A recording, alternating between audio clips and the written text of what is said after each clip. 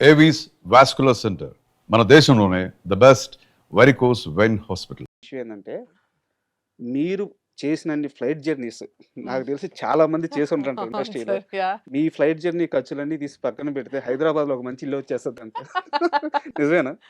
అయ్యుండొచ్చు, ఆ? 100% అయ్యుండొచ్చు. ఉమ్, అదే చెప్పాను, నేను ఆల్మోస్ట్ ఎయిర్పోర్ట్స్లోనే ఎక్కువ టైం స్పెండ్ చేసింది నా లైఫ్లో. అండ్ నా ఇల్లు ఏంటి అంటే నా సూట్ కేసే చూపిస్తాను నేను actually. Um. Living out of suit case last 12 years. అవి ఎప్పుడు ప్యాక్ అయి ఉంటాయి. ఎప్పుడు అంతే అండి. అదే ఇల్లు, ఎక్కడ మీ ఇల్లు అంటే ఇది నా ఇల్లు అంట అంతే.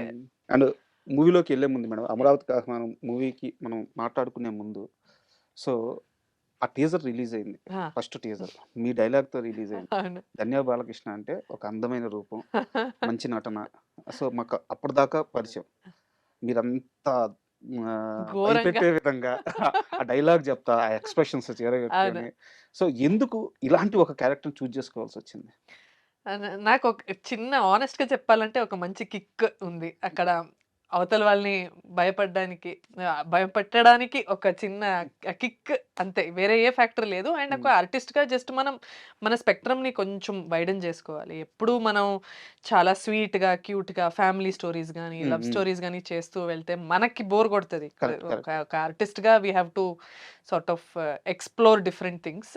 ఇది నిజంగా మస్తు కిక్కొచ్చింది నాకు. ఓహ్! అందరిని అంటే ఇప్పుడు 'జీవికే' గారు అని మాక్సిమం డైరెక్టర్స్ ఓకే. కళ్ళు చూసి అమ్మాయి లవ్ స్టోరీస్‌కి బావుంటుంది, మంచి ట్రెడిషనల్ లుక్‌కి బావుంటదనుకుంటారు. 'జీవికే' గారు ఆయన వచ్చి మీ కళ్ళు బావుంది హారర్‌కి వాడదాము అన్నట్టు అన్నారు. యాక్చువల్గా కరెక్ట్ కూడా అది. కళ్ళు బాగుంటే హర్రర్ బాగా సెట్ అవుతుంది. సెట్ అవుద్ది అన్నట్టు అన్నారు. సో, నాలో ఒక డైరెక్టర్ వేరే వేరే స్ట్రెంగ్త్స్‌ని చూస్తున్నారంటే నాకది గర్వంగా ఉంది.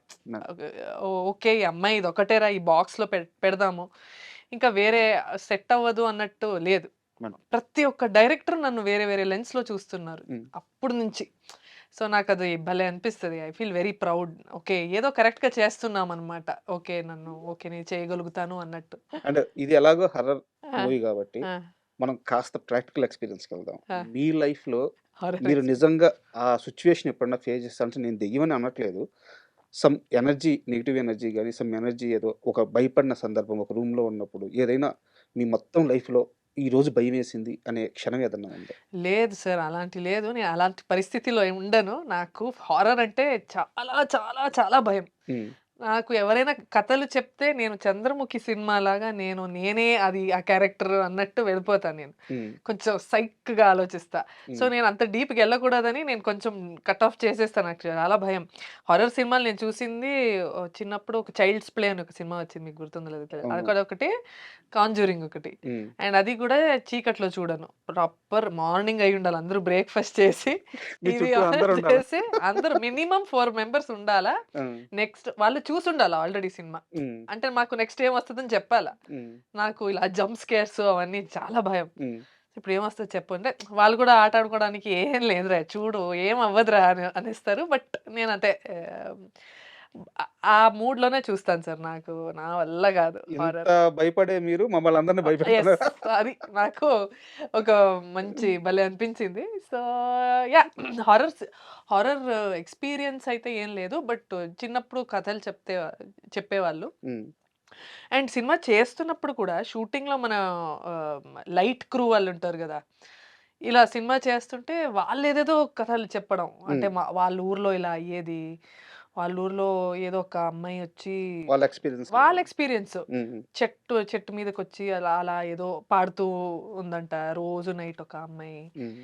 ఇంకా యూజువల్ మనం గజ్జెల సౌండు ఇవన్నీ చెప్తూ ఉండేవాళ్ళం. అది it was good fun time pass అప్పుడు. హ్మ్. కాకపోతే ఈ సినిమా షూట్‌లో నేను జెప్పాను. నేను ఒక్కరితో అయితే ఉండను. నాకేదో ఒక ఫీలింగ్ వస్తది అని అమ్మని తీసుకొచ్చా. ఓకే. చేసినప్పుడు భయం లేదు. కానీ చేసి ఇంటికెళ్ళాక కొంచెం బగ్‌మనుంటది. హ్మ్. So, yeah! అండ్ ఈ మూవీ విషయానికొస్తే ఒక సీరియస్ క్వెషనే ఉంది. ఆ! అడగొచ్చు అనుకుంటున్నాను నేను. ఆ! సార్. మొత్తం మీ కెరియర్‌లో చాలా వరకు కొత్త దర్శకులను నమ్మి చాలా సినిమాలు చేశారు. ఆహా! బట్ వాటిలో మీకు కథ చెప్పేటప్పుడు ఒక విధంగా, ఎగ్జిక్యూషన్ ఒక విధంగా ఆ! చాలా ఎక్స్‌పీరియన్స్‌లు మీరు ఫేస్ చేశారు. యాహ్! హ్మ్. ఆ! బట్ మళ్ళీ ఒక కొత్త దర్శకుడిని నమ్మడానికి కారణం ఏంటి ఈ సినిమా విషయంలో? ఆహ్, ఆయన థాట్ ప్రాసెస్‌లో ఒక క్లారిటీ ఉంది. ఓకే. అండ్ నాకు వాళ్ళు I don't mind if the film is bad. అంటే ఏంటి డైరెక్టర్ నన్ను చీట్ చేశారన్నట్టు కాదు. వాళ్ళు ఉన్న ఒక సత్యం ఉంటది. వాళ్ళు వాళ్ళు మాట్లాడే విధంలో ఒక ట్రూత్ ఉంటుంది. హ్మ్. హ్మ్. వాళ్ళు మాట్లాడే విధంలో ఒక ప్యాషన్ ఉంటది. వాళ్ళ హార్డ్ వర్క్ అనిపిస్తది. వాళ్ళు ఇన్ని ఇయర్స్ కష్టపడి ఎక్కడో ఐడీగా చేస్తూ ఏదో ఒక ఊరు నుంచి ఇక్కడికి వచ్చి ఏదో ఒక పీజీలో, హాస్టల్‌లో ఉండి వాళ్ళ కష్టాలన్నీ మాకు అర్థమైపోద్ది. వాళ్ళు చెప్పకుండా ఉన్నా కూడా నాకు ఏదో ఒక ఆ ప్యాషన్ కనిపిస్తే నేను I want to work with them. ఆ ఓకే. సినిమా ఎలా ఉన్నా. బికాస్ అందులో ఏదో ఒక ట్రూత్ ఉంటుంది. వాళ్ళు నన్ను మోసం చేయడానికో, నన్ను నన్ను ట్రిక్ చేసి నన్ను ఈ సినిమా చేపిద్దాం హ్మ్. తనతో అని చెప్పడానికో, అలా నేను మోసపోలేదు. ఓకే. వాళ్ళ జెన్యూనిటీ కోసం నేనిచ్చాను. కానీ సినిమా ఆడకపోయినా నాకు okay. Hmm. It's part and parcel of life. Hit సినిమా, ఫ్లాప్ సినిమా అనేది పార్సల్ ఆఫ్ లైఫ్. బట్ ఇండస్ట్రీలో ఈ ఫ్యామిలీ అనేది this is different. This is important. So maybe that's why I get work very often. ఇప్పటి వరకు నేను వర్క్ చేస్తూనే ఉన్నది. దానివల్లే అనుకుంటున్నా హోప్‌ఫుల్లీ. మరి ఆ సక్సెస్‌ని, ఫెయిల్యూర్‌ని సమానంగా తీసుకోగల కెపాసిటీ, మైండ్ సెట్ గాని, అప్రోచ్ గాని ఉందా మీకు? లేదు సార్. నాకు యాక్చువల్లీ ఇప్పుడిప్పుడు ఓకే వచ్చింది. హ్మ్. ఫస్ట్ అంతా చాలా, చాలా డౌన్ అయిపోయే హ్మ్. దాన్ని. చాలా అంటే ఏడుపొచ్చేది. నైట్ అంతా నిద్ర రాదు. రిలీజ్‌కి ఒక రోజు ముందు రాదు. రిలీజ్ అయ్యాక ఆడకపోతే చాలా డిసప్పాయింట్ అయ్యేవాడిని. ఎందుకు చేయాలి మనం సినిమా? హిట్ అవ్వకపోతే నేను ఎందుకు వర్క్ చేయాలి అన్నట్టు. ఓకే. ఇదొద్దు. ఆ పెయిన్ పడ్డారు. చాలా అండి. ఏ చాలా. సినిమాకి అంత ఎక్కువ పెయిన్ పడింది ఆహ్, గుర్తుందా? నేను సెకండ్ హ్యాండ్ అని ఒక సినిమా చేశాను అవును. కిషోర్. అవును. సో, మేము చాలా హోప్స్ పెట్టుకున్నాము. మంచి కామెడీరా, మంచిగా వర్కౌట్ అవుద్ది అని. హ్మ్. బట్ అది వెళ్ళింది గానీ నాకు దాని తర్వాత ఆహ్, వచ్చే ఛాన్సెస్ అలా రాలేదు. హ్మ్. నేను అనుకున్నట్టు రాలేదు. సెకండ్ హ్యాండ్ సినిమా తర్వాత. అవును. ఆహ్, ఇంకా కొంచెం నోన్ డైరెక్టర్స్, నోన్ హీరోస్‌తో వర్క్ చేశాననుకున్నాను. బట్ అది ఆ డైరెక్షన్ అలా వెళ్ళలేదు కాబట్టి నాకు కొంచెం అలా డౌన్ ఫీల్ అయ్యాను. ఎమోషనల్‌గా చాలా ఫీల్ అయ్యాను. అదయ్యాక దాని నుంచి బయటకు రావడానికి ఒక 6, 8 మంత్స్ పడింది. హ్మ్. అండ్ ఇప్పుడు నాకు అర్థమవుతుంది ఏంటంటే ఎండ్ రిజల్ట్స్ నా చేతుల్లో లేదు. నువ్వు పని చేస్తున్నావు. నీకు డబ్బులిస్తున్నారు. నీకు ఉండడానికి ఒక మంచి కంఫర్ట్‌గా ఒక హోటల్ ఇస్తున్నారు. ఫుడ్ పెడుతున్నారు. ఇది వేరే ఇండస్ట్రీలో ఎవరు చేయరు. ఏ కార్పొరేట్‌లో ఉండదిది. నీకు డబ్బులిస్తున్నారు. జీతం ఇస్తున్నారు. అండ్ నా ప్యాషన్‌గా నేను చేస్తున్నాను. నేను ఇంట్లో ఫైట్ చేసి ఐటీ జాబ్ వద్దని మానేసి, మా నాన్న ఎంత ఫోర్స్ చేసినా we come from a proper middle class family. మా కంఫర్ట్ అంటే చాలా అంటే సేఫ్టీ ఈజ్ వెరీ హ్మ్. హ్మ్. ఇంపార్టెంట్. బ్యాంక్ జాబ్‌కెళ్ళాలా లేదా ఇది మెడిసిన్ అలాంటి ఒక ప్రొఫెషన్ అవన్నీ నేను వద్దనుకోని ఇప్పుడు ఎంతమందికి మన కంట్రీలో ఎంతమందికి వాళ్ళ ప్యాషన్ ఫాలో అయ్యే అవకాశం ఉంటుంది. కరెక్ట్. చాలా తక్కువ పర్సెంటేజ్ అది. అందులో ఉన్న ఉన్నదొకటే జిందగీ. అందులో మనం ప్యాషన్‌ని ఫాలో చేస్తున్నాం. అవ్వడం వేరు. అందులో సక్సెస్‌ఫుల్‌గా ఒక జర్నీ ఉండడం వేరు. అది అవును. ఇంకా తక్కువ మందికొస్తుంది. చాలా తక్కువ మంది. సో, ఆ లెక్కన చాలా లక్కీ. చాలా lucky. Hmm. So, if you are doing what you love in this day and age because మన కంట్రీలో అయితే దగ్గర దగ్గర ఒక 90% people they are doing because వాళ్ళ ఇంటిని వాళ్ళు సపోర్ట్ చేయాలి. హ్మ్. ఫైనాన్షియల్‌గా సపోర్ట్ చేయాలనే చాలామంది వాళ్ళ ప్యాషన్ నాకన్నా చాలా చాలా టాలెంటెడ్‌గా ఉన్న ఎంతోమంది యాక్టర్స్ నేను చూసాను నా లైఫ్‌లో.